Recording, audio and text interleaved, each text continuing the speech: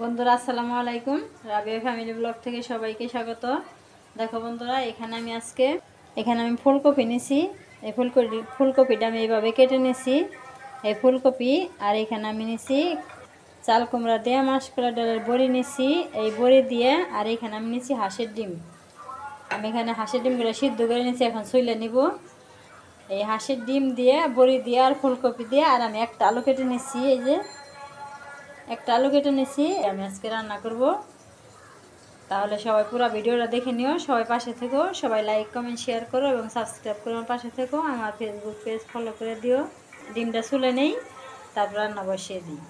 এই যে বন্ধুরা, আমি ডিমটা সুন্দর করে ছুলে নিলাম। এই যে এবার আমি ডিমটা ছুলে নিছি। আগে আমি ডিমটা ভেজে নিব। ডিম ভাজার জন্য আমি কড়াইতে তেল দিয়ে দিলাম, সামান্য একটু হলুদ দিয়ে দিলাম ডিমটা কালার হওয়ার জন্য, আর একটু লবণ দিয়ে দিলাম। এখন ডিম দিয়ে দিলাম। এখন আমি ভালো করে ভেজে নেব, খেয়ে নেব। আমার ডিম ভাজা হয়ে গেছে, এখনও খেয়ে নেব।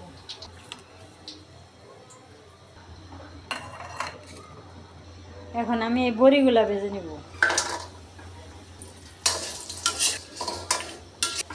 বড়িগুলা ভেজে নিলাম, এখন উঠিয়ে নেব।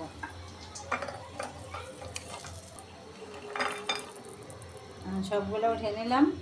এখন আর একটু তেল দিয়ে দিব, ফুলকপিগুলো ভেজে নেব। এখন আমি আলুগুলো ভেজে নেব।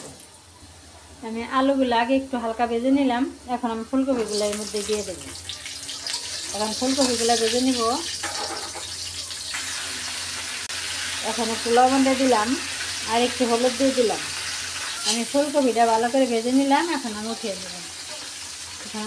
নেব।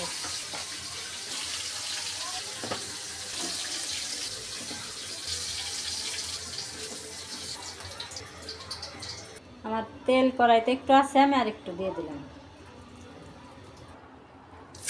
পেঁয়াজ দিয়ে দিলাম, কাঁচামরিচ দিয়ে দিলাম, পেঁয়াজ পাতা দিয়ে দিলাম, আদা রসুন বাটা দিয়ে দিলাম, জিরা ধনিয়া বাটা দিয়ে দিলাম, একটু পানি দিয়ে দিলাম,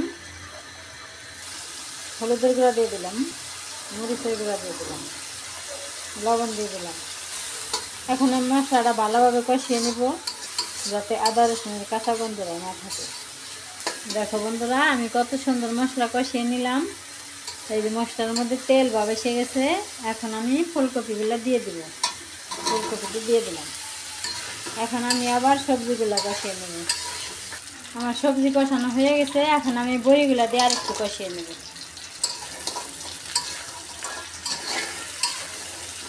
আমি বড়ি দিয়ে ফুলকপি দিয়ে ভালোভাবে কষিয়ে নিলাম। এখন আমি পানি দিয়ে দিব। বেশি পানি দিব না, কারণ ভালোভাবে ভাইজে নিয়েছি, আবার কষিয়ে নিয়েছি, অল্প পানিতে সিদ্ধ হয়ে যাবে। আমি এতটুকু দুল দিয়ে দিছি। এখন আমি ঢাকনা দিয়ে কিছুক্ষণের জন্য ঢেকে রাখবো, তাহলেই ফুলকপিগুলো সিদ্ধ হয়ে যাবে।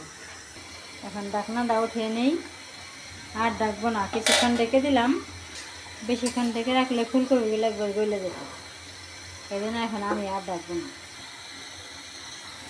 দেখো বন্ধুরা, তরকারি হয়ে গেছে। এখন আমি এই ডিমগুলো দিয়ে দিলাম। এখন আমি ধনে পাতাগুলো দিয়ে নামিয়ে নেব। ধনে পাতাগুলো দিয়ে দিলাম, এখন নামিয়ে নেব। দেখো বন্ধুরা, আমার তরকারি নামিয়ে নিলাম। হাঁসের ডিম আর ফুলকপি আর হচ্ছে কুমড়ার বড়ি। তাহলে আমার আজকের রেসিপি কেমন হলো সবাই কমেন্টস করবে, আর সবাই আমাকে সাপোর্ট করবে, সবাই আমার পাশে থাকবে।